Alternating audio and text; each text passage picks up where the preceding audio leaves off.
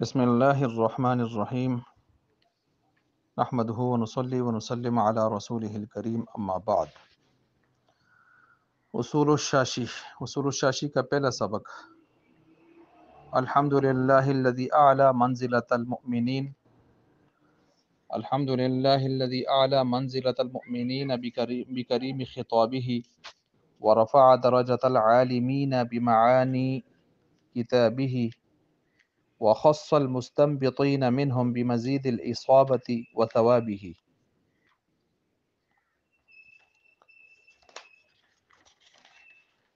والصلاة على النبي وأصحابه والسلام على أبي حنيفة رحمه الله تعالى وأحبابه، وبعد، فإن أصول الفقه أربعة: كتاب الله تعالى وسنة رسوله وإجماع الأمة والقياس،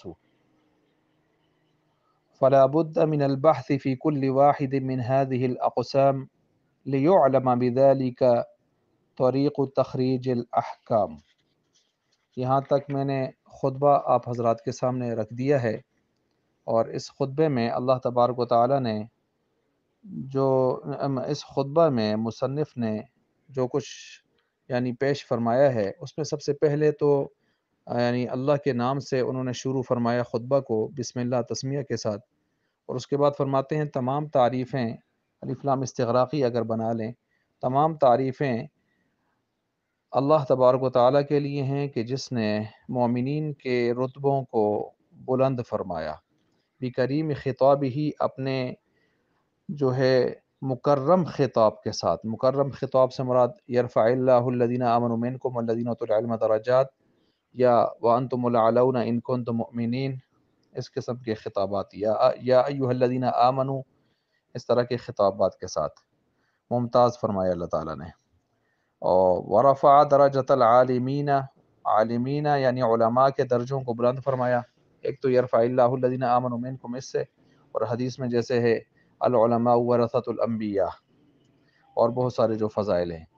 بمعانی کتابہ، یعنی وہ علماء کے درجوں کو اس وجہ سے بلند فرمایا کہ اللہ کی کتاب کے صرف الفاظ ہی نہیں بلکہ معانی کو، تفاسیر کو، مصادیق کو، مرادات کو بھی وہ خوب جانتے ہیں، تو اس وجہ سے۔ اور اسی طرح وخص المستنبطین منہم، ان علماء میں پھر ایک طبقہ جو خواص کا طبقہ ہے، جو استنباط کرنے والا ہے، یعنی فقہاء اور مجتہدین ہیں، ان کو اور زیادہ خاص کیا اللہ تعالیٰ نے۔ مستنبطین یہ نبت سے ہے، نبت کا مطلب زمین میں چھپا پانی، اس کو ظاہر کرنا، تو یہ حضرات بھی قرآن و سنت میں چھپے مسائل کا جو حل ہے یا مسائل ہیں ان کو جو واضح کرتے ہیں، ان کے حل کو واضح کرتے ہیں۔ اور اسی طرح ان کو خاص کیا مستنبطین کو، منہم انہی مومنین میں سے، کس کے ساتھ؟ بمزید الاصابۃ و ثوابہ، ان کو اصابت حق کی زیادتی اور ثواب کی زیادتی کے ساتھ خاص کیا۔ تو اصابت حق کی زیادتی کا مطلب یہ ہے کہ ان کو اللہ تعالیٰ کی طرف سے خصوصی ادراک اور شعور کامل ملتا ہے، جس کے ذریعے سے یہ دلائل شرعیہ سے مسائل شرعیہ کا استنباط فرماتے ہیں۔ و ثواب ہی، اور اس مشقت پر ان کو ثواب بھی ملتا ہے، ثواب بھی ملتا ہے۔ اس کے ساتھ ساتھ والصلاۃ والسلام، درود و سلام ہو، درود ہو آپ علیہ الصلوۃ والسلام پر اور آپ علیہ السلام کے صحابہ پر۔ اور اسی طرح والسلام علی ابی حنیفہ، اور امام ابو حنیفہ رحمۃ اللہ علیہ پر سلامتی ہو، اور ان کے احباب یعنی ان کے تلامذہ، شاگرد، اور ان کے شیوخ یعنی اساتذہ، اور ان کے اقران یعنی ان کے ہم کلاس، ان کے ہم عمر یا ہم عصر جو بھی ہیں، ان کے اوپر بھی۔ اب یہاں پر امام ابو حنیفہ رحمۃ اللہ علیہ کے حوالے سے ساتھ بعض کے نسخوں میں رضی اللہ بھی لکھا ہے، تو شدت محبت کی وجہ سے، فرط محبت کی وجہ سے اگر یہ اس طرح کیا جاتا ہے کبھی کبھار تو گنجائش ہوتی ہے۔ مستقلاً رضی اللہ جو خاص ہے وہ تو صحابی کے ساتھ ہوتا ہے۔ اچھا، پھر اس کے ساتھ ساتھ باقی درود و اسلام میں بہت ساری باتیں ہیں، لیکن چونکہ بنات کے کورس کے حوالے سے یہ چیزیں مختصر انداز میں پیش کی جا رہی ہیں۔ اور اسی طرح اس کے بعد وبعد، اور بعد، اس کے بعد کس کے بعد؟ تسمیہ کے بعد، حمد کے، حمد و ثنا کے، اور بعد صلاۃ و سلام کے، ان تین چیزوں کے بعد۔ فإن اصول الفقہ، فقہ کے جو اصول ہیں، اصول اصل کی جمع ہے، جیسے قلب ان کی جمع قلوب آتی ہے، اصل ان کی جمع اصول آتی ہے، جڑ کو، بنیاد کو، باقی تشریحات آگے آئیں گی۔ فقہ کے جو اصول ہیں بے شک وہ اربعۃ، چار ہیں: کتاب اللہ، سنت رسول، اجماع امت اور قیاس۔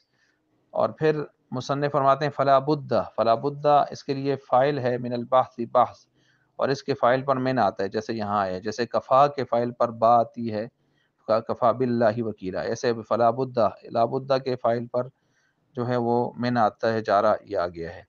فلا بد، پس ضروری ہے بحث کرنا، فی کل واحد، ہر ایک قسم میں، من هذه الاقسام، ان اقسام مذکورہ الاربعہ، چاروں اقسام میں، یعنی یہ جو کتاب اللہ، سنت رسول، اجماع اور قیاس، ان چاروں میں سے ہر ایک میں بحث کرنا ضروری ہے۔ کیوں ضروری ہے؟ وجہ کیا ہے؟ لیعلم، تاکہ جانا جائے، لیعلم مضارع مجہول پڑھنا زیادہ بہتر ہے، اور لیعلم تاکہ جانا جائے، بذالک ای بذالک البحث، اس بحث کے ساتھ، طریق یہ نائب فاعل ہے لیعلم کا، نائب فاعل مجہول کا، طریقہ جانا جائے، تخریج الاحکام، احکام کے تخریج کرنے کا، کس سے؟ دلائل شرعیہ سے۔ تو یہ میں نے آپ کے سامنے خطبہ کا مختصر انداز میں، یعنی اس کی عبارت اور اس کا مفہوم آپ کے سامنے میں نے پیش کیا ہے۔ اب یہ پیش کرنے کے بعد چند چیزیں آپ کے سامنے آج کے سبق میں پیش کی جا رہی ہیں۔ پہلی بات تو یہ ہے کہ اصول فقہ کسے کہتے ہیں، تو باقی اس کی تعریفات اور تشریحات تو آگے آئیں گی، میں مختصر انداز میں آج پہلے سبق میں آپ کے سامنے کچھ وضاحت رکھنا چاہتا ہوں۔ یعنی اصول فقہ کو یوں سمجھیں کہ شرعی فقہی احکام و مسائل کو دلائل شرعیہ سے استنباط کرنے کے جو اصول اور قواعد کا علم ہوتا ہے، اس علم کو اصول فقہ کا علم کہا جاتا ہے۔ ٹھیک ہو گیا؟ اب یہ جو دلائل شرعیہ ہیں وہ مختص ہیں، محدود ہیں، اور ان سے جو مسائل نکلیں گے وہ غیر محدود ہیں۔ مسائل کیا ہیں؟ غیر محدود ہیں، لیکن جن دلائل سے نکلتے ہیں وہ محدود ہیں۔ وہ کتنے ہیں؟ مشہور تو چار ہیں: قرآن، سنت، اجماع، قیاس۔ قرآن کے لیے ہم لفظ استعمال کر لیتے ہیں کتاب اللہ، حدیث کے لیے ہر حدیث تو نہیں بنتی یہاں پر، اس موضوع کے اندر وہ نہیں آتی، موضوع بحث ہم اس حدیث کو بناتے ہیں جو سنت ہو، جس سے مسائل کا استنباط باقاعدہ کیا جا سکتا ہو، اور وہ چلی آ رہی ہو ایک طریقہ مسلوکہ کے طور پر، جاری طریقہ کے طور پر۔ اور تیسرا اجماع، یعنی وقت کے بڑے بڑے جو حضرات ہیں ان کا اتفاق اجماع ہو جائے کسی مسئلہ پر، اس کے حل پر۔ قیاس، کوئی مجتہد پرکھ کر سابقہ جو منصوص مسئلہ ہے جو قرآن و حدیث میں ہے اس پر پرکھ کر علت کے مشترک ہونے کی وجہ سے کوئی چیز کا حل پیش کر دے، جیسے کہ شراب حرام ہے، اس کا ذکر قرآن و حدیث میں اس کا موجود ہے، لیکن افیون اور اسی طرح جو ہے ہیروین اور کوکین اور اس طرح کی دیگر منشیات جو حرام ہیں، وہ حرام کس وجہ سے ہیں کہ ان میں علت نشہ والیوں میں بھی پڑی ہوئی ہے، جس کی وجہ سے شراب حرام ہوئی ہے، تو ہم ان کو بھی حرام کہتے ہیں، حالانکہ ان کا ذکر قرآن و حدیث میں واضح موجود نہیں ہے۔ تو یہ قیاس ہوتا ہے۔ اور ایک اس کے ساتھ ہوتا ہے استصحاب، الف سین تا صاد ہا الف با، استصحاب حال کہتے ہیں اسے۔ ایک ہوتا ہے استحسان، سین آتے ہیں، استحسان کا دوسرا نام ہے قیاس خفی۔ اور ایک ہوتا ہے مصالح مرسلہ، یہ مصالح مرسلہ جو ہیں اس کو استصلاح بھی کہتے ہیں، اس الف سین تا صاد لام الف لا ہا ساکن، استصلاح۔ اور ایک ہوتا ہے عرف و عادت، اور ایک ہوتا ہے ماقبل شریعتیں ان کے غیر منسوخ احکام، ماقبل شریعتوں کے غیر منسوخ احکام۔ اور ایک ہوتا ہے ملکی غیر متصادم شریعت قوانین، یعنی ہمارے ملک کے وہ قوانین جو شریعت سے مخالف نہیں ہیں۔ اسی طرح ایک ہوتا ہے قلت تکلیف، یعنی کم سے کم تکلیف والی بات، اور ایک ہوتا ہے عموم بلوہ، اور ایک ہوتا ہے عدم حرج۔ تو بہرحال یہ چیزیں بھی اسی طرح، ایک ہوتا ہے اقوال صحابہ، ایک ہوتا ہے استدلال، ایک ہوتا ہے سد ذرائع۔ تو یہ تقریباً کوئی 13 کے لگ بھگ بن جاتے ہیں ٹوٹل۔ ادلہ شرعیہ بھی ان کو کہا جاتا ہے، دلائل شرعیہ بھی کہا جاتا ہے، اصول فقہ کے جو اصل مدار ہیں وہ بھی ان کو کہا جاتا ہے، اور ان سے ہم مسائل دیکھیں، یہ 13 ہیں، 14 ہیں، 12 ہیں، جو بھی ہیں، یا مشہور اعتبار سے مشہور 4 ہیں: قرآن، کتاب اللہ، سنت، اجماع اور قیاس۔ لیکن یہ محدود ہے نا، ایک فگر ان کے لیے بولا جا رہا ہے، 4 کا بولیں یا 13 14 کو بولیں جو بھی، لیکن ان سے جو مسائل مستمت ہوتے ہیں وہ غیر محدود ہیں. ظاہر بات ہے مسائل تو قیامت کی صبح تک چلتے رہیں گے، نئے نئے آئیں گے. تو یہ ہو گیا اصول فقہ. اب اس کو یوں بھی سمجھیں کہ ایک عدالت کے اندر ہمارے فیصلے ہو رہے ہیں، اور ایک ان فیصلوں کے پیچھے طے شدہ جو آرڈیننس ہیں، ایکٹ ہیں، ٹھیک ہے، قوانین ہیں، قانونی منطق ہے، لاز ہیں، لا ہیں پیچھے، اور اسی طرح اصول ہیں. تو یہ ساری چیزیں اس لحاظ سے ان کو بھی دیکھا جاتا ہے. اب یہاں پر یہ جو فیصلے ہو رہے ہیں ان کو یوں سمجھیں، یہ اگر اسلامی عدالتوں میں ہو رہے ہیں تو یہ فقہ ہے اور قضاء کی صورت میں، فیصلوں کی صورت میں سامنے آ رہی ہے. لیکن ان کے پیچھے جو قوانین محرکات ہیں، پیچھے جو کار فرما ہیں قوانین، جن کی وجہ سے قوانین کے مطابق فیصلے ہو رہے ہیں، تو وہ قانونی منطق، قوانین اور لاز جو پیچھے ہیں نا، ان کو اصول فقہ کہا جاتا ہے. ٹھیک ہو گیا، ان کو اصول فقہ کہا جاتا ہے. اچھا، یہ جب آپ نے اصول شاشی کا خطبہ، اس کی عربی عبارت، اس کا مختصر مفہوم بھی سن لیا، اور اصول فقہ سے متعلق، دلائل شرعیہ سے متعلق، احکام شرعیہ سے متعلق کچھ تھوڑی سی باتیں مفید سن لیں، تو اب اس کو یوں بھی سمجھیں کہ یہ جو ہمارے پاس اصول شاشی جو ہم شروع کر رہے ہیں، چونکہ یہ بنات کی ترتیب پر ہم شروع کریں گے، تو بنات کے مدرسہ میں اصول جو وفاق المدارس کا نصاب ہے اس میں صرف کتاب اللہ پڑھا جاتا ہے، اور کتاب اللہ میں جو بحث ہیں ہم ان کو ابھی آپ کے سامنے رکھ رہے ہیں. ہم نے سنت نہیں پڑھنا، اس میں اجماع بھی نہیں پڑھنا، قیاس بھی نہیں پڑھنا، ہم نے صرف کیا پڑھنا ہے آپ کے سامنے اصول شاشی میں؟ کتاب اللہ پڑھنا ہے. اور کتاب اللہ یاد رکھیں، یہ اکیلا کتاب اللہ کی جو بحث ہے اصول شاشی میں، یہ باقی جو 3 بحثیں ہیں، یعنی کہ باقی 3 بحثیں کون سی ہیں؟ اجماع، قیاس، سنت، اجماع، قیاس، ان تینوں کی بحثوں سے اس کی بحث زیادہ لمبی ہے. ٹھیک ہو گیا. اگر اصول شاشی کا آپ مطالعہ کریں، دیکھیں، تو آپ کو نظر آئے گا کہ کتاب اللہ کی جو بحث ہے وہ 100 غالباً کوئی 30 کے لگ بھگ صفحوں پر محیط ہے، اور باقی تینوں بحثیں جو ہیں دیکھیں تو وہ 65 کے لگ بھگ صفحات پر محیط ہیں. تو کتنا فرق آ رہا ہے. ٹھیک ہے. تو اب ہم کتاب اللہ کی جو بحث ہے اس کے اندر جو ضروری باتیں ہیں وہ آپ کے سامنے رکھنا چاہتے ہیں. مثلا کتاب اللہ کے اندر سب سے پہلی چیز مقدمہ ہم رکھتے ہیں، مقدمہ اصول فقہ کا اور اس کتاب اصول شاشی کا. اس مقدمہ کے اندر تعریف ہوگی اصول فقہ کی، اور لفظی بھی ہوگی، معنوی بھی ہوگی، لفظی یعنی لغوی بھی ہوگی، اور اصطلاحی بھی ہوگی، اس لحاظ سے بھی ہوگی. ٹھیک ہے. اور اس لحاظ سے یعنی پھر اس کو لفظی، لغوی اور اصطلاحی بھی ہوگی، پھر لقبی اعتبار سے بھی ہوگی اور اضافی اعتبار سے بھی ہوگی، اور اسی کے ساتھ ساتھ جو ہے موضوع کا بیان کیا جائے گا، ساتھ غرض و غایت بیان کی جائے گی، بانی اس کا بیان کیا جائے گا، کس نے اصول فقہ کو ایجاد کیا، اس کی اہمیت اور ضرورت کو بھی بیان کیا جائے گا.